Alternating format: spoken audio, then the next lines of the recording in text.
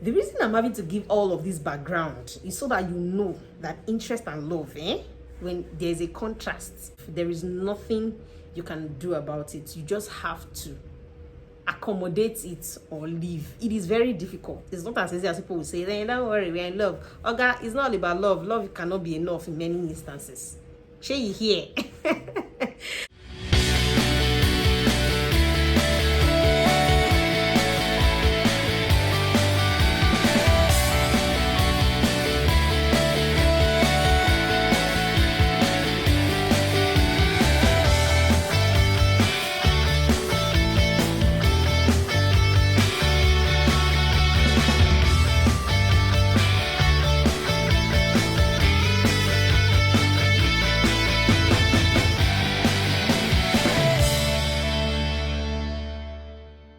Hey guys, welcome to my YouTube channel. I'm so excited that I'm here today again. It's been a while. Yeah, it's been a while. Hi guys, welcome to my YouTube channel. I'm super excited that you're here. If you're a new viewer, thank you so much for stopping by. Welcome. And if you're a returning subscriber, thank you so much for stopping by. Welcome to you. This is my first video since I got my gift. And yeah, I'm still so excited because it still looks so unreal, right? For those of you who are not aware of the gift, you can check my last video. I would like to talk about a topic I find interesting. So before I start, I'd like to say a big thank you to every single person who has supported me on this journey. Right from the beginning, it's been approximately a month, and you guys have been so amazing. Thank you so much. I'm really grateful that I have all of you right in my corner. Thank you. So apart from that, let's get right into today's topic. So I'd like to talk about the topic of love and interest. And for me, I see it more like a poser, right? Because interests and duty, right, when it come into the environment of love, it's a different ballgame entirely, right? So we have to look at the parties involved, how much they can accommodate changes and all of that. I'm going to be painting a lot of scenarios so that you guys can all tell me what you think should play out or would play out if you were in such a relationship, and what you would likely do, right? So let's get into it. So the issue of love and interest is very controversial. We are humans, right? We are diverse, and at some point what used to interest us may no longer interest us, and at other points what never interested us would pop up somehow, and for some weird reasons we begin to find interest in those things, right? So my concern is what happens when you're already in love with the person and suddenly the person begins to get a new kind of interest that you have previously not known about, or that the person has previously not talked about, or that the both of you have previously told yourselves that you both are not interested in. And then suddenly the person is coming to say, hey, I think I'm beginning to like this line of duty. What do you think? And all of that. How do you handle all of that? Yes, so basically that's what I'm going to be discussing. So first on my list, and as a way of introducing you to the topic, I'm going to be talking about the renowned Nelson Mandela, particularly as it concerns his relationship with two of his wives, right? So the first wife and the next wife that followed after the first. So Nelson Mandela, we all know, was a renowned human rights activist. It was the father of anti-apartheid movement, and he kept on pushing that people should be allowed to exist despite their color. There should be no discrimination as it regards race and all of that, right? Bless his soul. And so he was really active in this cause. Nelson Mandela met a woman called Evelyn. I think Evelyn Ntoko Mase, something like that. He met her in 1944, or they met before then, but he got married to her in 1944, and they stayed together for approximately 14 years before they broke up, right? Evelyn was a midwife. She had no business with politics.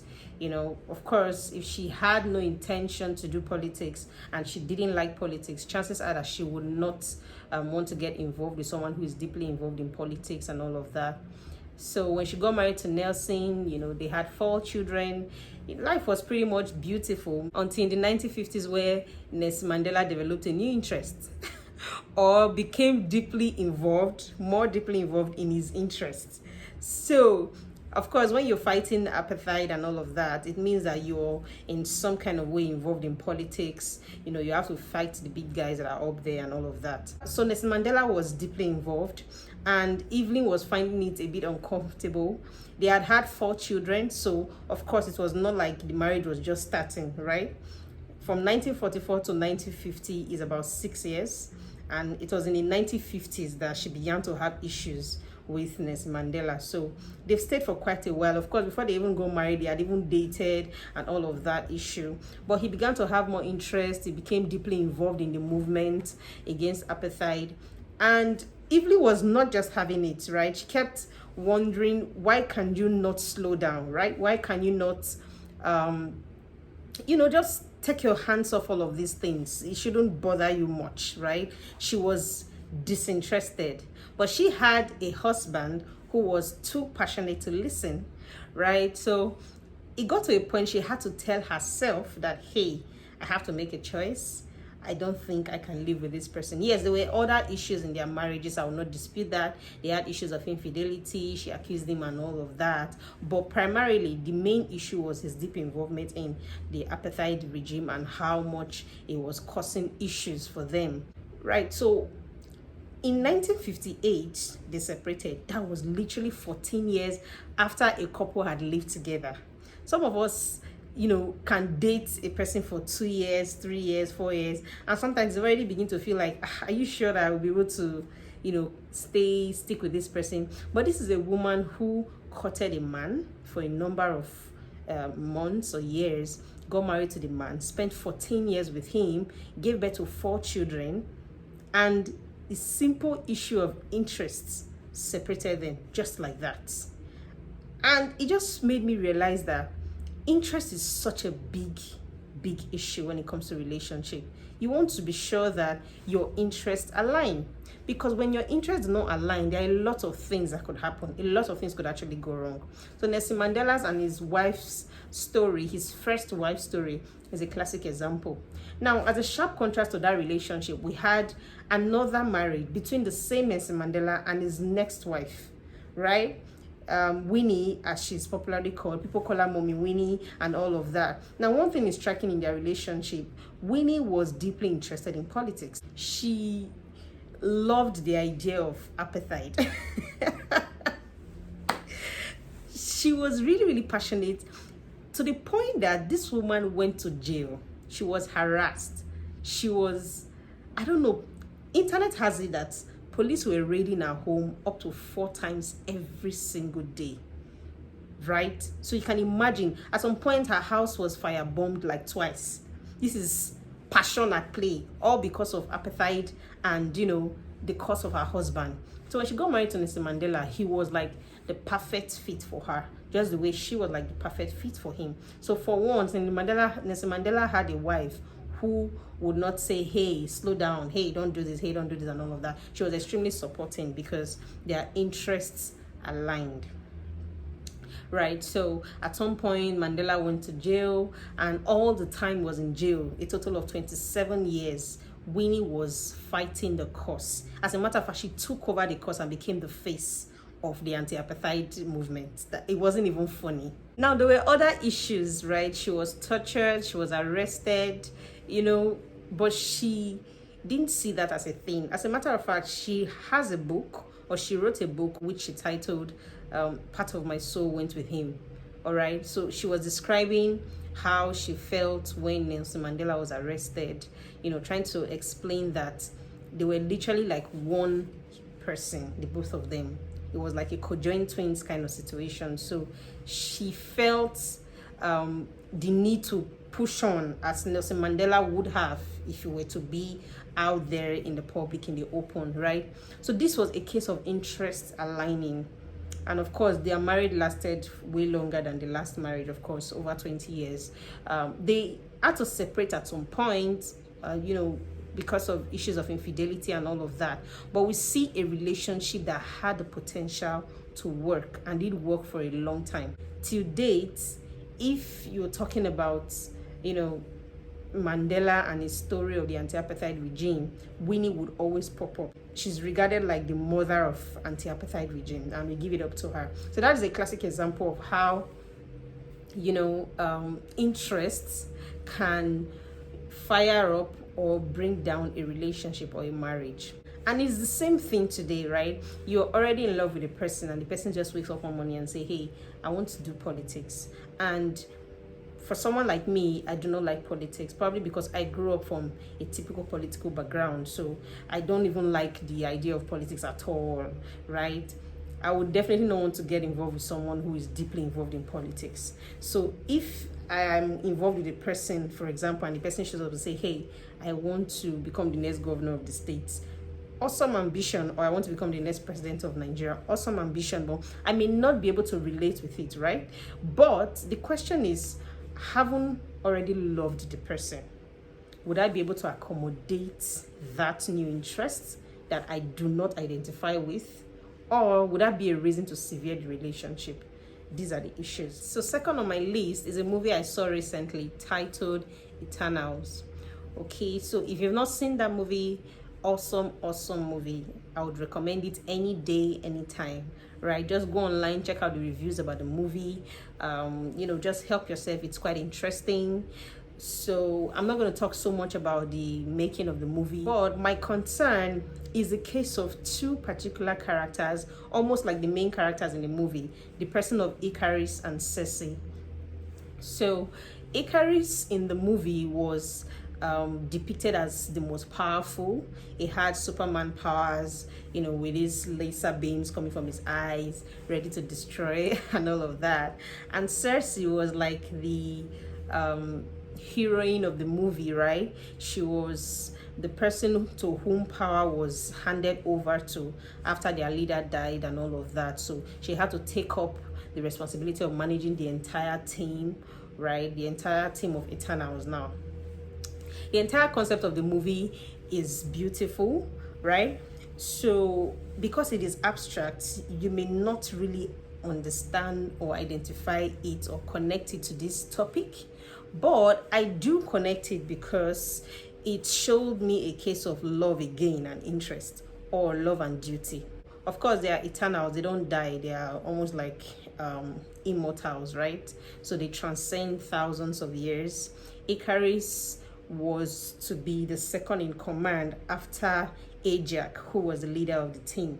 So Ajax and Ikaris were really close, and Ajax got the direct mission from their superior, I don't know the name to call it, this god or something like that, who told her that her mission is simply to make sure that the deviants, of course, the deviants, who were the people on the other side now, the enemies, the bad guys, all right, they are not humans, they are animals or creatures, funny weird creatures.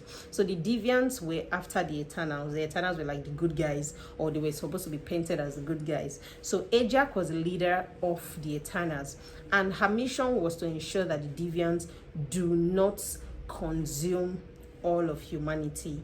All right, so they were literally protecting humanity. However, there was something called a revolution. In that revolution, the prophecy is that everybody on earth would die so that revolution can happen. And when everybody dies, there's a new world, right? And in this new world, the Eternals will go there again and face another battle or whatever. So Ikaris believed in this mission. That was for him, his duty. He lived the whole of his life believing in it. Of course, being a close friend to Ajax, who was a team leader, you would expect that he would literally buy into the idea and live by it. But the twist came in where Ikaris began to love or fall in love with Cersei. Right, so he fell in love with Cersei, who was just one of the Eternals, a young lady, innocent, she had no intention to be next in command or whatever. She was just there, had her own powers, of course. So Ikaris fell in love with her and began to pursue that love interest. And for some reason, the love interest took off. I literally enjoyed the both of them, their love story and all of that. But what struck me was, as deeply as Icarus loved Circe, because the movie painted it like he loved her more, right? He was the one going after her. He was the one doing all of the, of course, typical of men, right? So as deeply as he loved her, it got to a point where he had to live a lie, because he didn't want to put himself in a position where he has to lie to her or whatever. So he left. There was a situation like that where he had to leave, not just her, he left every other person and went on his own. Long story cut short, at some point the team split. The Eternals split and everybody went their way. But after that, Ajax, who is the leader, told Icarus that this is what the plan is. The plan is that at some point all humanity would die, so that the revolution can happen and then we'll all go to the new world and all of that. And then Icarus believed in that mission, but Circe did not. Circe, from the beginning of the movie, had a genuine interest in humans. Remember, I said they are eternal. So Circe was passionate about humans. She loved the people in the community. Even when every other person were doing their normal training and all of that, you will see Circe will always be with the children, always be with the aged people. She would always be taking care of them, helping them with water, food.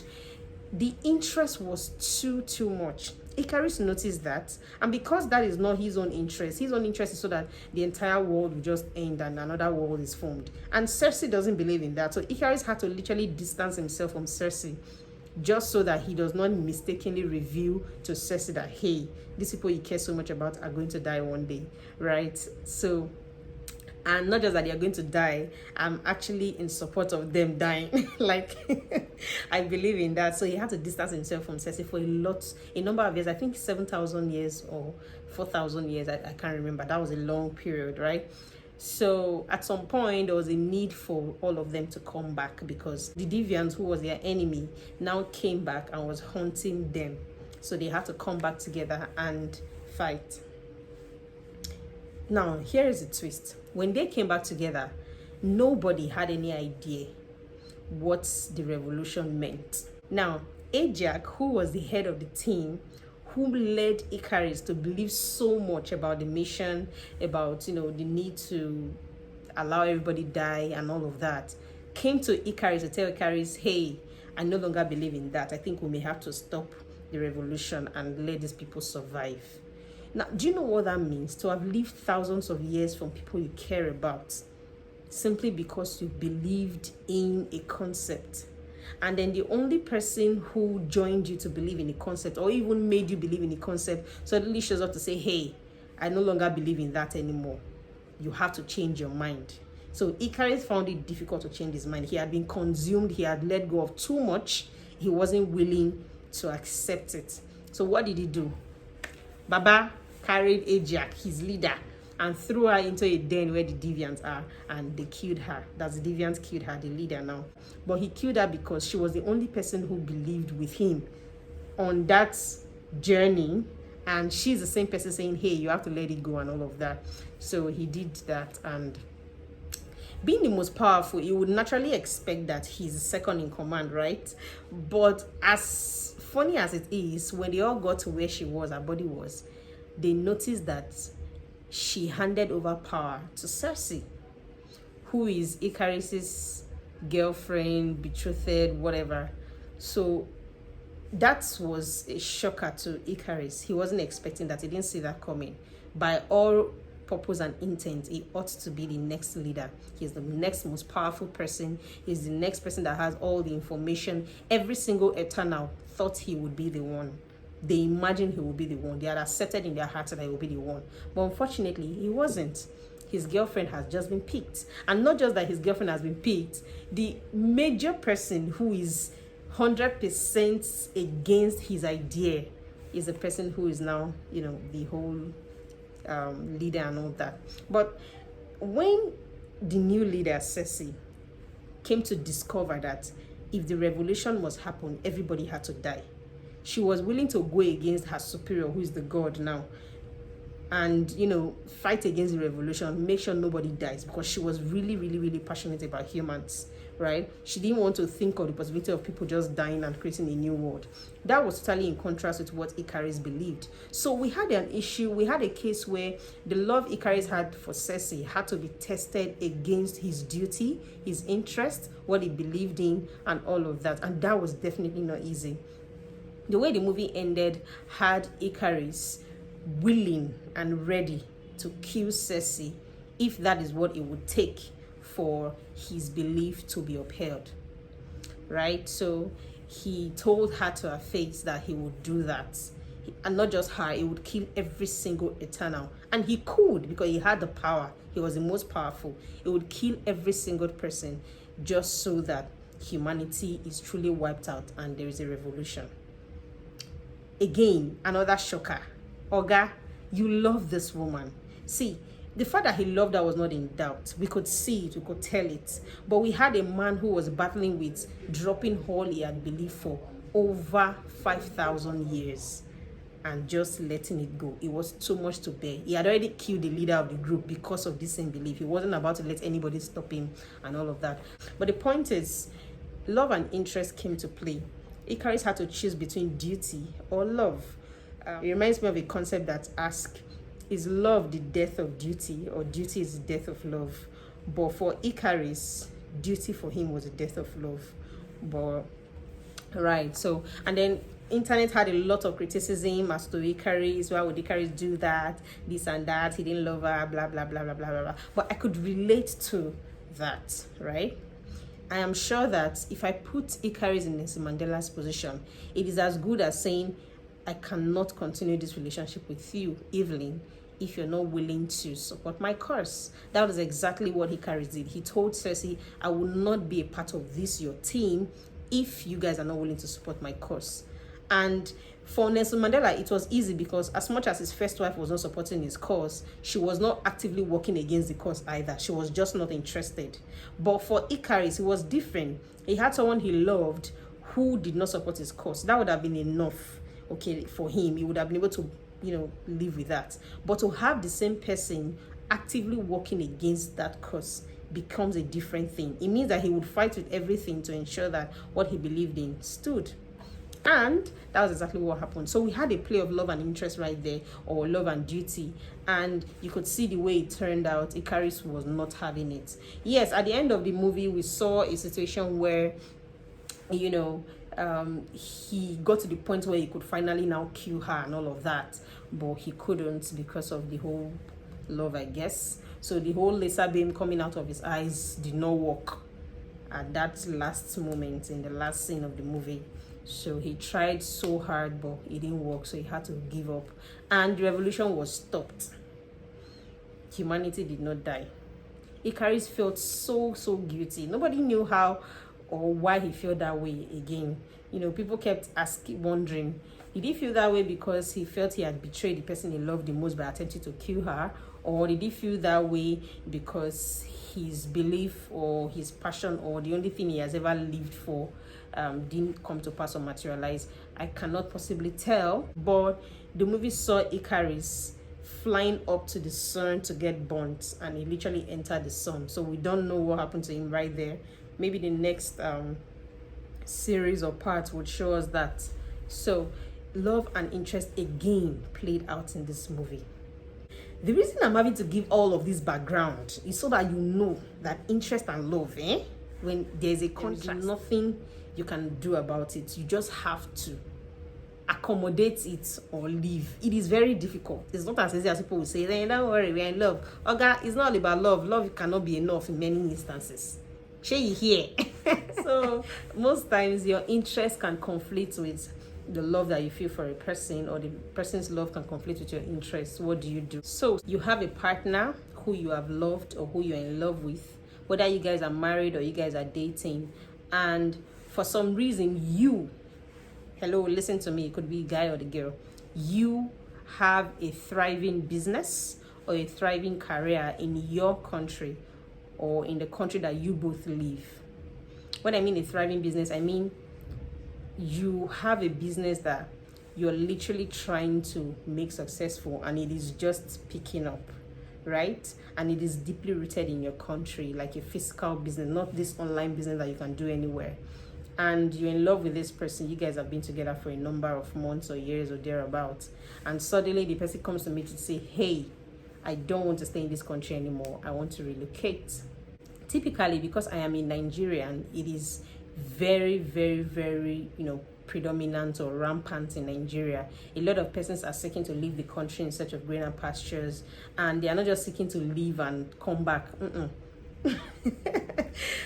Many of them want to relocate finally, like they are done. Even when you get a visitor's visa to go to a country, you go there and you don't want to come back again, and they're like, okay, you're a visitor, you say, I want to stay, right? So we have a lot of Nigerians who are living illegally in countries, UK, US, Canada, and they are literally trying to hide from border forces, hide from immigration and all of that, crazy lifestyle. But long and short of the story is, you have somebody that you're in love with, and the person wakes up one morning to tell you he or she wants to relocate. But you, who is in love with the person, you do not want to relocate, at least not now, because you're trying to build a business, or you've already started a business. It will cost you a lot more to leave what you're doing and just follow the person out. Typically, this happens in cases of married couples. What would you do? Right? It is not just about the money you have invested in the business. That's not just the only thing you have to consider. You have to consider that it's probably an idea that you've been working on for a number of months or years. It's a belief that you have. For example, someone like me, I want to in the long run go into event planning, be one of the leading events brands in Nigeria, right, and in Africa. So if I have had that dream for a number of years, like I have, and at some point a miracle just happens and I have the resources, the connection, and the money to start up, and I did start up that business, and I'm just maybe a year into the business or a year and a half, and then suddenly the person I'm married to is saying, hey, I want to relocate, or I want us to relocate, at that point there's a conflict. Is it going to be, hey, I love this person so much and I will follow this person? Or is it going to be a case of, this is my dream, this is always what I wanted, don't make me lose it, don't make me take it out, please? So there's going to be that conflict. And if the person has resolved in their heart that, hey, I'm not staying in this country again, you have to then decide, because what that will mean is, if the person leaves to another country, it means your relationship would have to be distance relationship, and that is definitely not easy, especially if it has never happened between the both of you before, right? But if you now decide, okay, you go while I'm here, let's do this business and all of that. Imagine dating somebody or being married to your partner, and the person is in another country, you're in this other country, and if it's the kind of business I just mentioned, it will take a number of years for you to gain footing in Nigeria, and for the first couple of years you have to literally be around, right? So in that situation, there's a conflict between love and interest. What would you do if it were to be you? If you're the person who has a thriving business or who is trying to build a thriving career, it could be that you just got promoted in your place of work and you've been longing for that promotion like forever. You've been in that job for a number of years. You think you deserve the promotion, but for some weird reason you've not been getting it. And just at the point where you get the promotion, which is like the peak of your career, your partner is saying, hey, we have to leave this country and relocate. And this is literally like your life. If you're a lawyer, or you may be looking at becoming a senior partner or even a managing partner in that business, and suddenly once you get it, your partner is saying, I want to relocate. And it is almost impossible, very difficult to have a thriving relationship where there's so many distance between the both of you, so much distance, So what would you do in that situation? Would you be able to accommodate that new interest and say, hey, I support you either ways, do your thing, I would follow you and relocate? Because relocation can be one person's dream. It may not be the other person's dream, right? There are a lot of persons who do not want to live outside the country. They are okay with living in Nigeria. Yes, they do want a good life. They want to be able to fly out of the country every now and then for vacations, events and all of that. But they don't want to settle in another country. So for those people, you have to wonder if they have a partner that wants to relocate permanently, it may be an issue of love and interest. So what do you do in that situation? That is the first scenario. So the next scenario is engaging in a new, career path like politics or movies. I'll use politics for the guys and I'll use movies for the ladies. Now, for some ladies, they may not want to get involved with somebody that is into politics, right? Now, there are a lot of reasons why they may not want to be frank.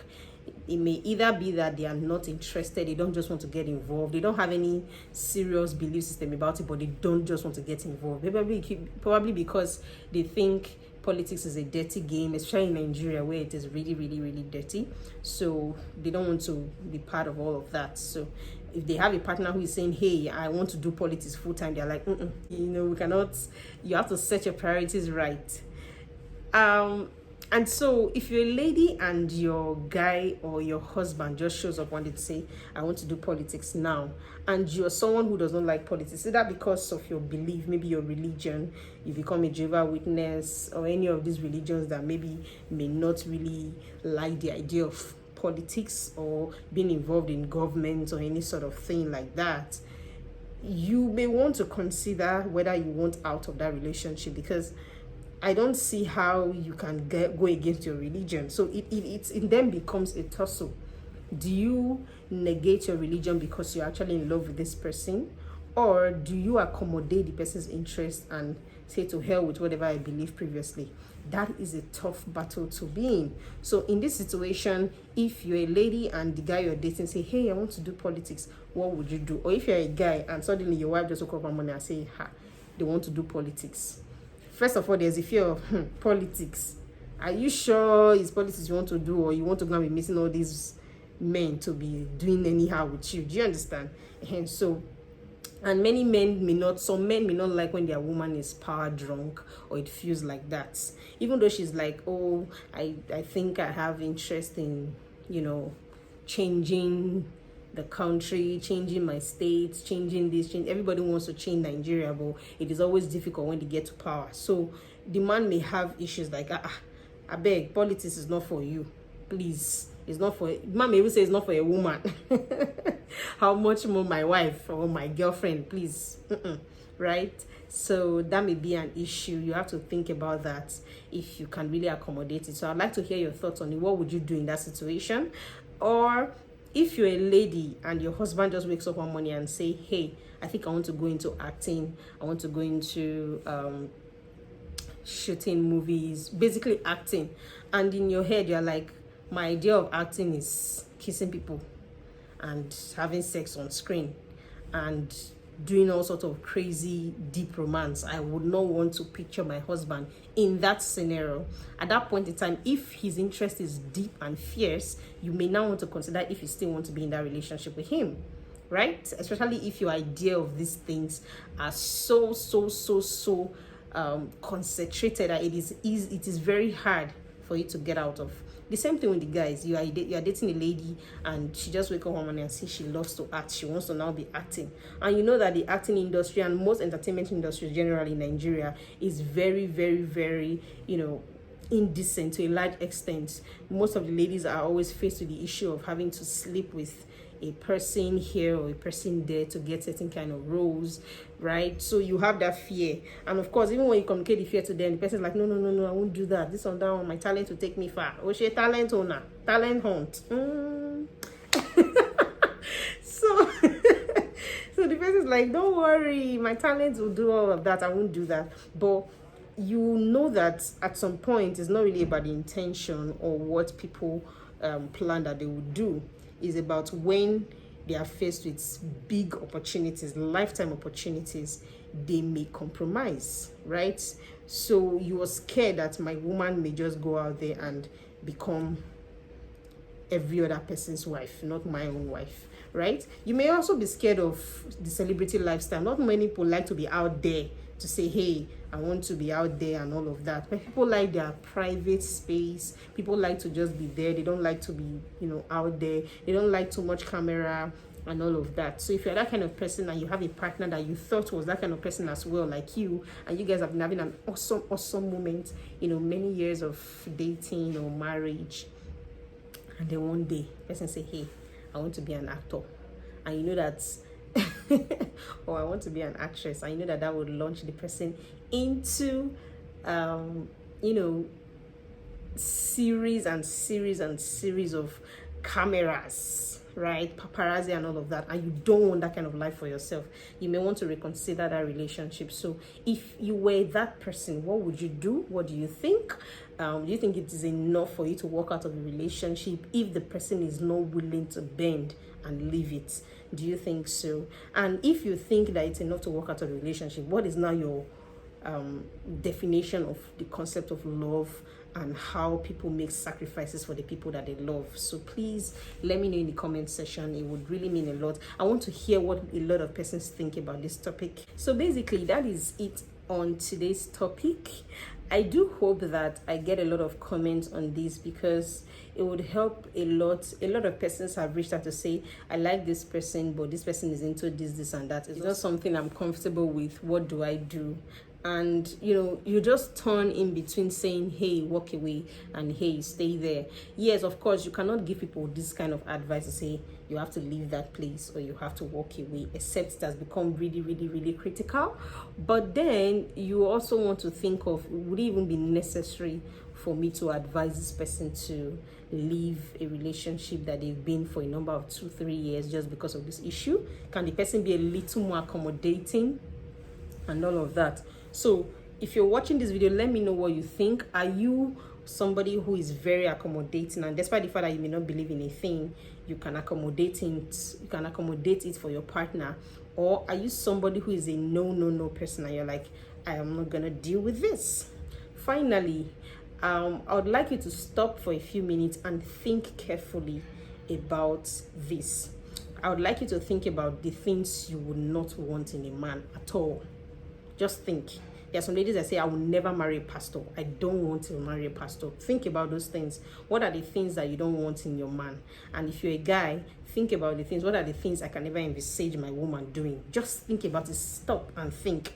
Haven't thought about it. Imagine you meet a person and you fall in love with this person deeply, head over heels in love, and you are either about to get married to the person or you're already in a marriage, whichever stage you are, but you're already in love with the person, and then this person just changes or switches and say, hey, I have this new interest. How would you respond? If the interest is becoming concentrated to the extent that the person talks about it day and night, and it begins to feel like you're the only reason why the person is drawing back, or you are the reason why the person is not able to fulfill that dream of theirs, at that point in time, what are you going to do? Would you let go of what you feel for the person or what you both share because you do not align with that particular interest or new line of duty? Please let me know in the comment section what you would do. Thank you so much. I really appreciate you guys joining me every single time, and it is such a huge pleasure. Thank you. If you have not subscribed to this channel, please do well to subscribe. What are you waiting for, boy? What are you waiting for, sis? Please subscribe to this channel. It will mean a lot to me. Share this video to your friends, like this video, give it a thumbs up, and don't forget to show love, empathy, and compassion to one another. Mwah.